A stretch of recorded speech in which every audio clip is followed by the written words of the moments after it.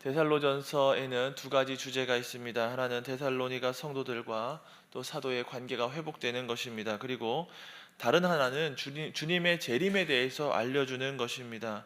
그런데 이 두 가지 주제가 따로 떨어져 있는 것이 아니라 잘 조화됩니다.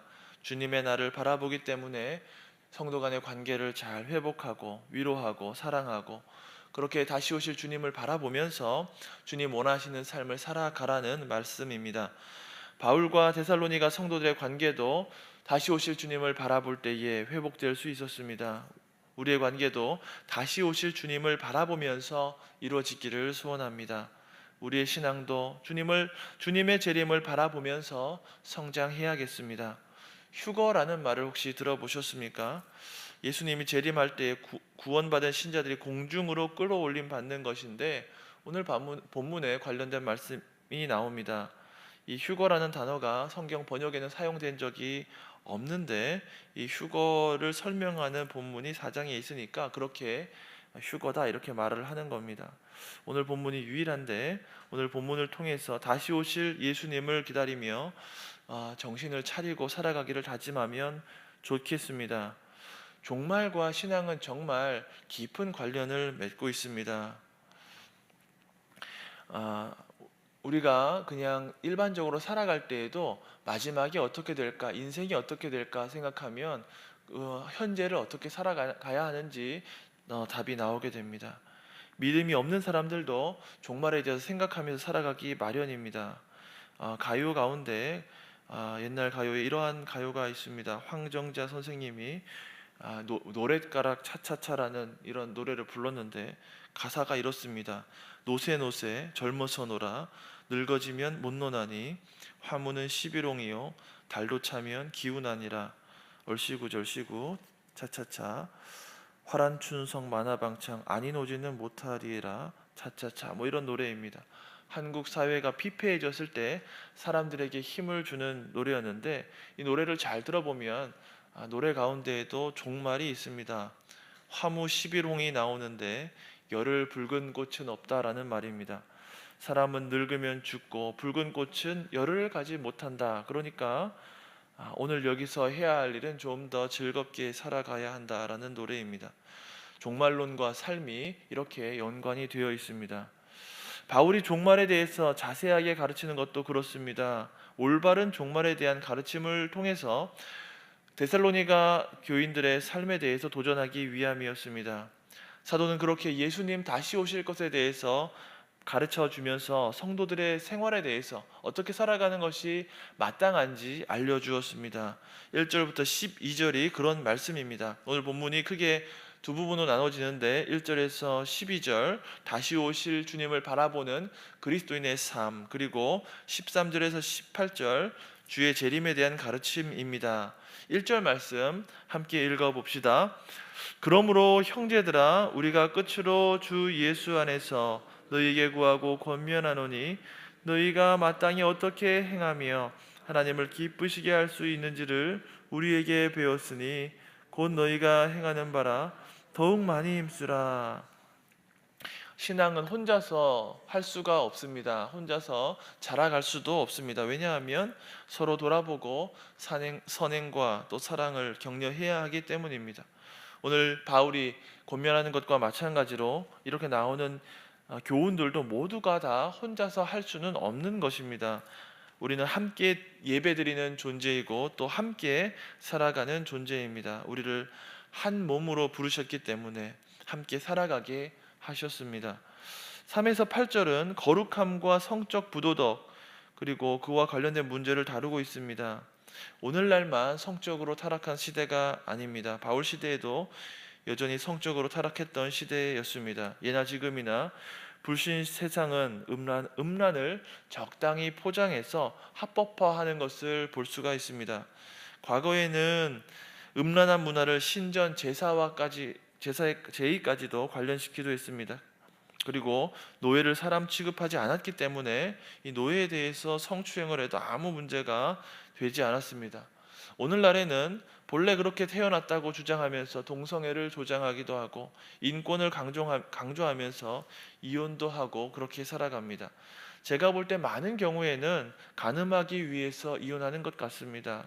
그런데 성격 차이라고 해서 이렇게 포장하고 변명하는 것 같습니다. 바울은 이러한 음란한 문화를 떠나라 이렇게 말하면서 거룩함과 연관시켰습니다. 3절 4절 말씀 같이 한번 읽어봅시다. 하나님의 뜻은 이것이니 너희의 거룩함이라. 곧 음란을 버리고 각각 거룩함과 존귀함으로 자기의 아내를 대할 줄을 알고. 음란을 버리게 되면 우리가 배우자를 더 사랑하게 됩니다. 사도 바울은 에베소서 5장에서 아내 사랑하는 것은 자신을 사랑하는 것이다 라고도 했습니다. 한 몸 이룬 배우자를 귀하게 대해야 됩니다. 남편은 아내를 그리스도가 교회를 사랑하는 것처럼 사랑해야 합니다. 아내는 남편에게 복종하기까지 사랑해야 합니다.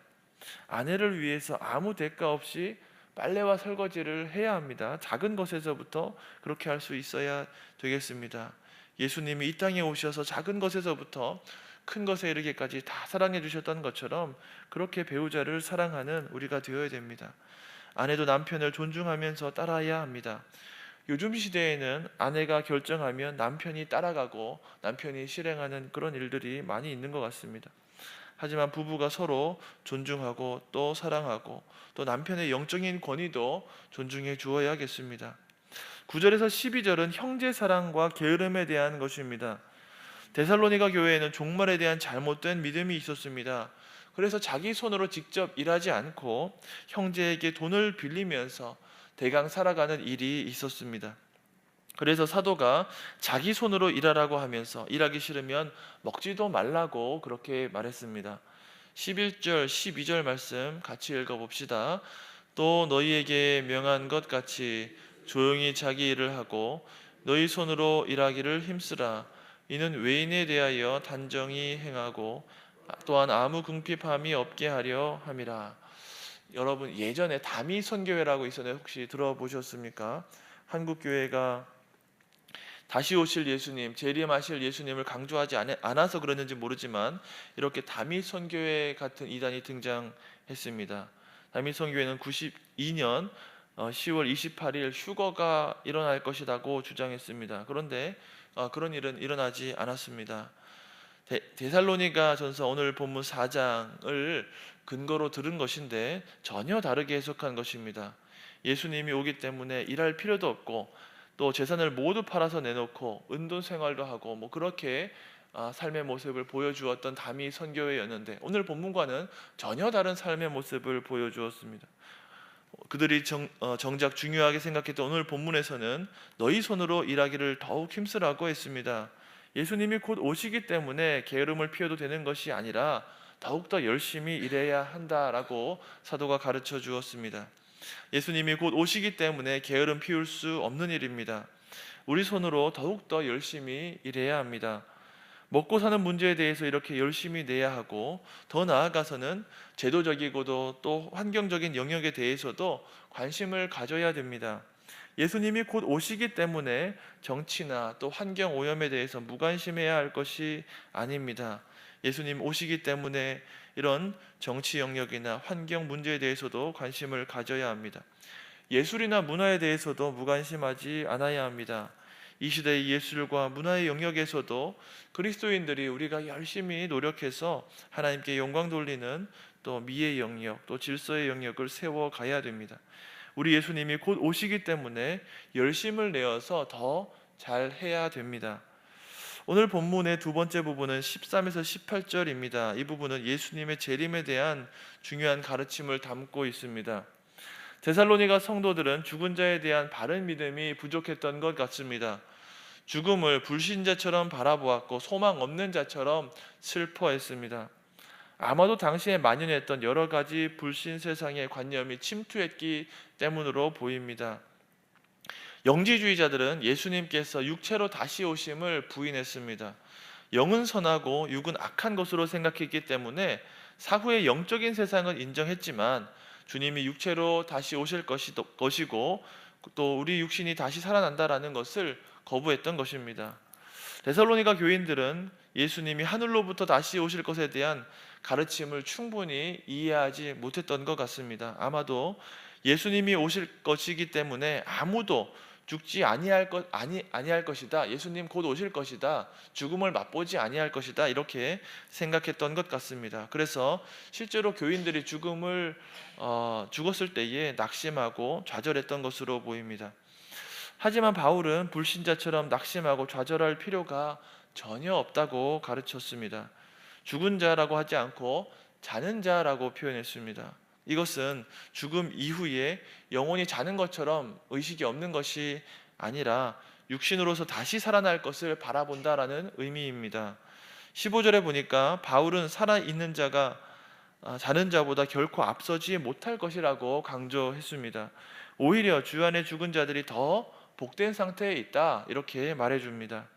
그리고 주님이 다시 오실 때에 어떤 일이 일어날지 알려주었습니다. 그래서 신자는 주 안에 자는 자들에 대한 소망이 있어야 됩니다. 오늘 본문에서는 소망 없는 자와 같이 슬퍼하지 말라고 했습니다. 그렇기 때문에 몇 가지 말씀을 드립니다. 우리가 사후에 천국이 있다라는 것을 분명히 믿어야 됩니다. 세상의 불신자들이 죽음 앞에서 무력하고 슬퍼하는 것은 죽음 이후에 아무것도 없고 소망이 없다고 생각하기 때문입니다. 그래서 불신자들은 죽은 자를 가리켜서 망자라고 표현하기도 합니다. 소망이 없어서 그렇게 말한 겁니다. 망했다라는 표현입니다. 그래서 신자의 죽음 앞에서 망자라는 표현도 적절한 것이 아닙니다. 또한 주 안에서 죽은 자들을 위해 기도하는 것도 바람직하지 않습니다. 주 안에 죽은 자들은 이미 하나님께서 주신 복을 다 받았기 때문에 복을 구할 것이 없습니다. 이미 천국에 계심을 믿고 감사하면 됩니다. 예를 들어서 명복을 빈다고 하거나 안식을 누리기를 바란다, 고인에 대해서 이렇게 기도하는 것이 잘못된 예입니다. 하나님께서 고인을 받아달라고 기도하는 것이나 고인의 평안을 비는 것도 잘못된 것입니다. 왜냐하면 이미 복을 다 받았기 때문입니다. 고인을 위해 기도하는 것이 아니라 유족들이 주 뜻 가운데 위로받을 수 있도록 기도해 주시기를 바랍니다. 14절에 보니까 우리가 예수께서 죽었다가 다시 살아나심을 믿을진대라고 했습니다. 예수님의 죽으심과 부활이 우리 신앙의 핵심입니다. 그런데 이 일이 신자에게 적용된다라고 설명하고 있는 겁니다. 얼마나 놀라운 일인지 모릅니다. 얼마나 은혜로운 일입니까? 15절, 예수님이 재림하실 때에 주 안에서 죽은 자와 산 자들이 순서대로 주를 영접하게 될 것이다 했습니다. 강조하는 것은 자는 자들이 더 앞선다라는 말입니다. 15절 말씀 한번 읽어봅시다. 주께서 강림하실 때까지 우리 살아남아 있는 자도 자는 자보다 결코 앞서지 못하리라. 많은 신학자들이 이 15절을 읽으면서 오해했습니다. 바울이 재림할 줄을 보게 될 것이라고 착각했다라는 겁니다. 바울이 곧 재림하실 줄을 볼 것이다. 그 시대에 그렇게 주를 만날 것이다, 이렇게 생각했는데 현대 신학자 중에 이런 주장을 하는 사람들이 많이 있습니다. 하지만 데살로니가전서 이후에 쓴 고린도전서 15장에 보면 죽은 후에 몸이 부활하게 될 것이다 라고도 표현했습니다. 바울이 착각한 것이 아닙니다. 임박한 종말, 임박한 재림에 대해서 잘못 전한 것이 아닙니다. 바울은 당시에 예수님이 재림할 것에 대해서 강조하는 것이 아니라 종말에 대한 원리적인 내용을 설명한 것입니다. 예수님이 오실 때에 자는 자들이 앞선다는 가르침은 불신자들과 같이 신자의 죽음을 보지 말라는 말입니다. 사랑하는 성도 여러분, 우리는 천지를 지으신 하나님을 믿고 십자가에 죽으시고 부활하신 예수님을 믿습니다. 거기서 그치지 않고 나아가서 다시 오실 예수님도 기다리고 믿고 있습니다. 그리스도인의 삶이나 죽음의 문제 앞에서 우리는 다시 오시고 심판하실 예수님을 바라보아야 됩니다. 16절, 17절 말씀 함께 읽어보겠습니다. 주께서 호령과 천사장의 소리와 하나님의 나팔 소리로 친히 하늘로부터 강림하시리니 그리스도 안에서 죽은 자들이 먼저 일어나고 그 후에 우리 살아남은 자들도 그들과 함께 구름 속으로 끌어올려 공중에서 주를 영접하게 하시리니 그리하여 우리가 항상 주와 함께 있으리라.